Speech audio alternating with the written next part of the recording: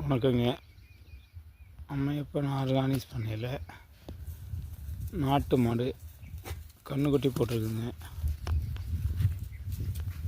காளைக்கன்று போட்டிருக்குதுங்க. இது ஒரிஜினல் காளை மாட்டுக்கு இனச்சேர்க்கையாகி போட்ட கன்றுக்குட்டிங்க. இது போட்டு இப்போ 2-3 நேரம் தாங்க ஆகுது. 2-3 நேரத்தில் தாய் மடியில் பால் குடிச்சிட்டு நல்லா விளையாடுதுங்க, ஓடி ஆடி. இதாங்க நாட்டு மாட்டோட மகிமை.